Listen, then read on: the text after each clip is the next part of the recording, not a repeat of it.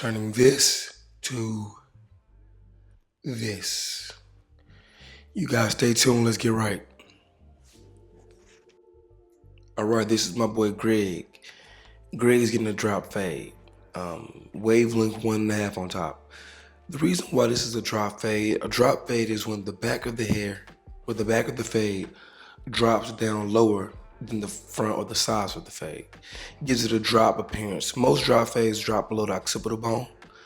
So that's why we call it that. What is a fade, right? So a fade is a transition of hair from light to dark in a very smooth manner. How well can you transition that? All right, so this area I'm pointing to is Greg's temporal line. So the front area of his skull is his frontal lobe. Right behind that is his parietal bone, and below it is his temporal bone. And that line, that red section right there I pointed to, is his temporal line where it all connects. And he has a very defined section right there. Some clients is very faint, some is strong. And why that can be an issue is because that hair kind of creases in there and it's always difficult to work around that. So I'll show you guys how I work through that. Like I said, he's getting a 1.5. Now, what I'm doing, I'm taking my anti-supra, and I'm very sensitive on the edge up because sometimes those edge up hairs can grow a little thin. So I'm watching for that. I'm putting my primary line in. The reason why I like doing hard lines, for one, I know whatever I put it in with, I can get it out with. See how it started lower and now I go a little higher and it drops down to give it a drop effect? That's why it's called a drop fade, a drop ball fade. All right, so yeah, I just like uniformity, right? I like symmetry. It's very important that these lines are very defined because if the lines are defined, okay, everything, this whole fade is gonna follow this line. Believe it or not, no matter how I fade it, as long as I'm gonna fade along this line, I'm gonna debulk along this line, I'm gonna create a secondary line along this line. The reason why is uniformity. These small details make the fade, make a gigantic difference in the fade. You see my hand on top of his head. I'm not using his head as a hand rest. What I'm doing is I'm stretching the skin, okay? I'm increasing my workspace. A larger workspace makes it easier for me to work and gives me nice crisp sections. Now this is the secondary line. The primary line starts to fade. It joins the skin to the hair. The secondary line brings it all together, right? It's the transition zone. This zone is very important. Now, this primary section, this is the secondary section, right? The dark hair is the secondary section. The light hair is the primary section. The first line was the primary line. The second line is a secondary line, okay? You have sections and lines. All right, so that primary line, that primary section, which is the light section, is very important. Now I'm using my magic clip. Keep up. If I'm talking too fast, just rewind. I'm just trying to make sure I hit everything. That's what she said. All right, no, seriously. All right, so now this section is very important because this is the fade, right? This is the guide. Like I said, see how even though I'm fading, I'm staying along that line. I'm rising with that line. I'm dropping with that line as I fade. Always have a purpose while you're fading. And another very important message, this primary section is not to be faded out. Treat it as its own individual fade, meaning your job is to fade this line away into this section. I've seen a lot of barbers, they just kind of like take this whole thing away. They take it out. They cut it all the way out. This section itself. When you don't fade this section what happens is you run into a problem into the secondary section when you're trying to take that line out and you're like, damn, why can't I get this secondary line out? I'm stuck, my cut look a little chilly because what you're doing is creating a whole other line when you don't fade this primary section in. That's why I make sure I hit every little spot, right? I create and I separate space.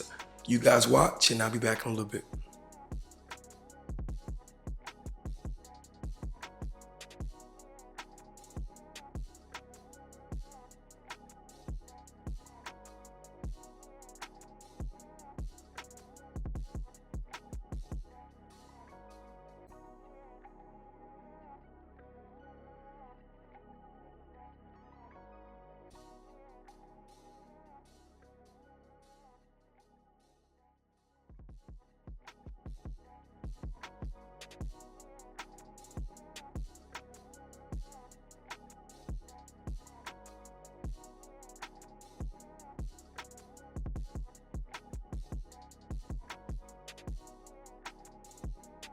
All right, so now to help me take this primary line away, remember I told you I use the same clipper? Well, not, I use the same type of clipper. Doesn't have to be the same brand.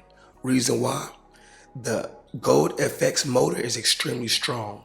The Slimline Pro can be set to the same sharpness, but because it has a weaker motor, it has less power pushing, so I won't create another line when I'm taking the line away. I can feather that line out. If I was to use the Gold FX, I can do it, but I would have to be very fragile with my stroke and wrist movement because I can potentially create a new line. So if you have a softer or a less powerful clipper edger, it'd be best to use that. All right.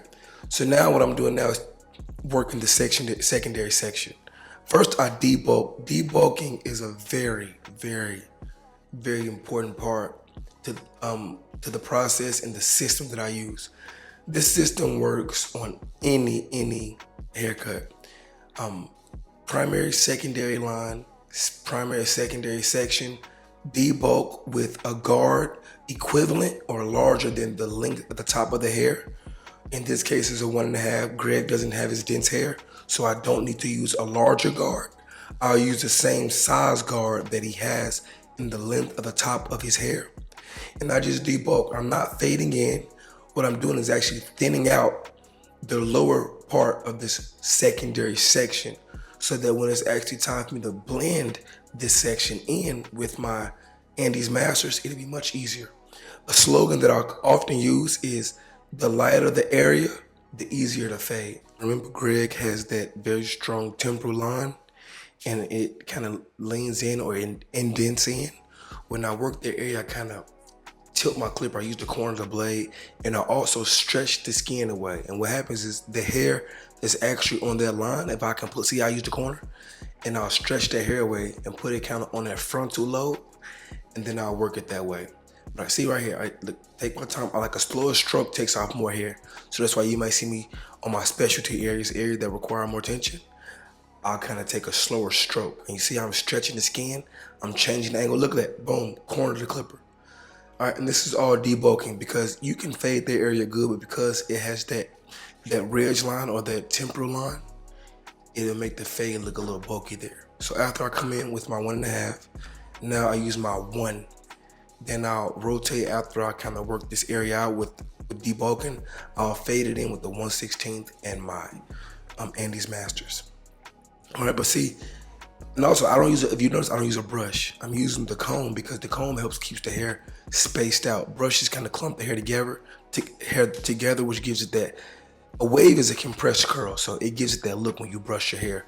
So I actually want the reverse of that. I want the hair to actually stand up and fall within the placement that it lays naturally. So I use the comb, and I also comb every few strokes. All right, so you guys watch me rotate that, and I'll be back when it's time for the next step.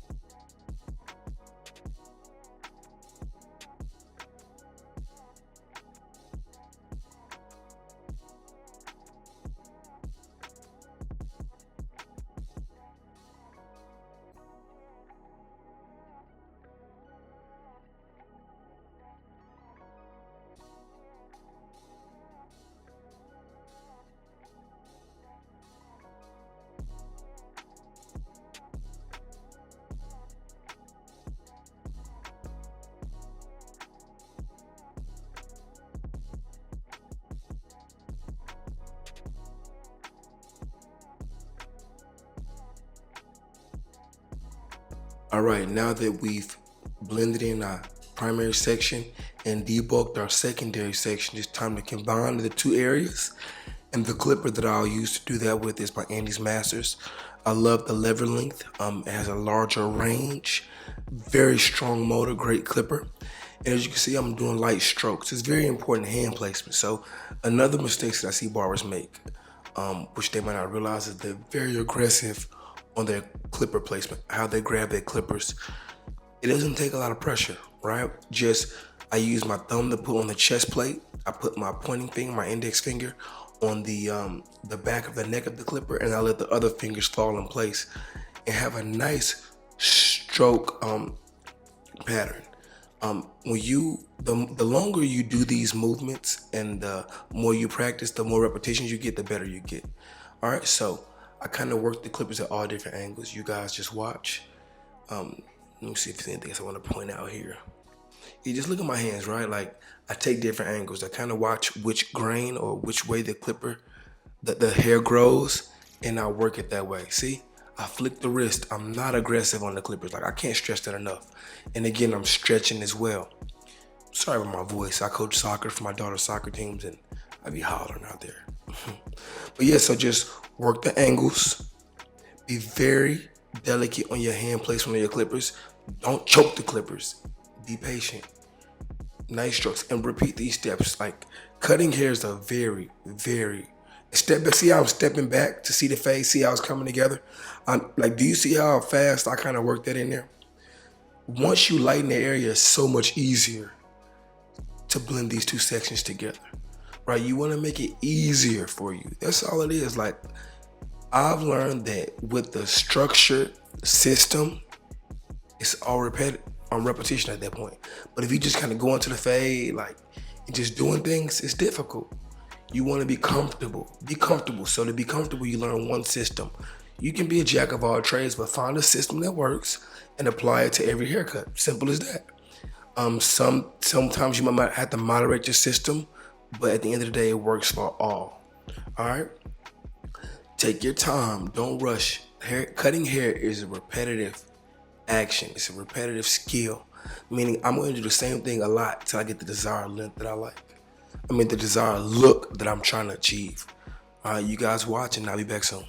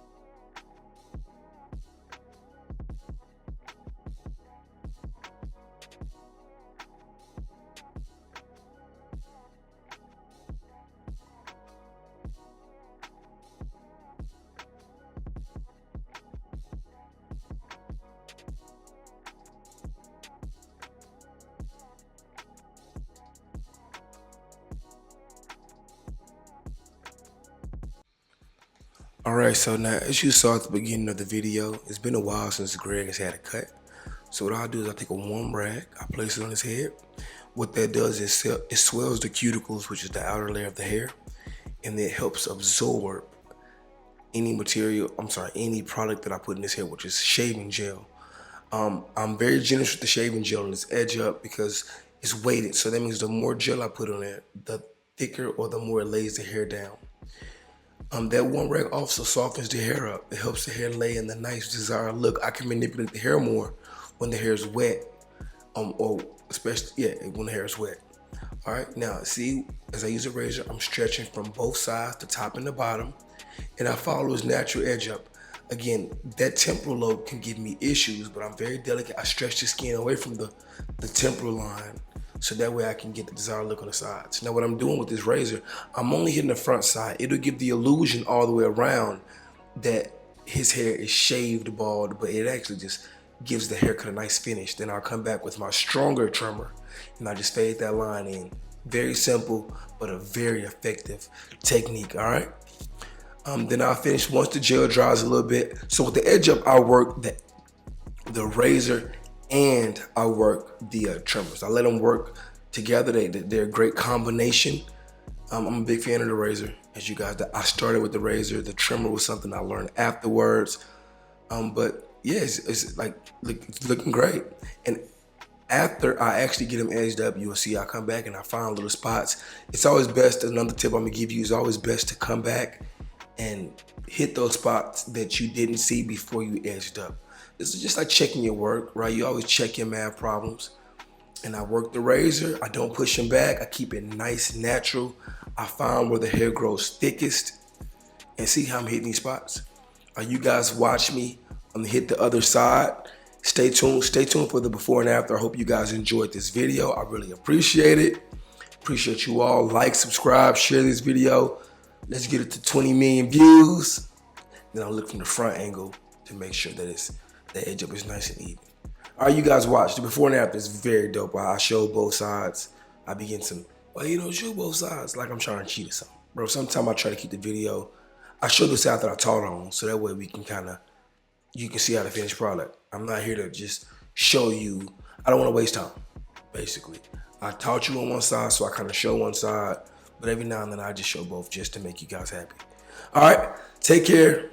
See you soon. Like, subscribe, share. Follow me on Instagram at DRider4. Appreciate y'all.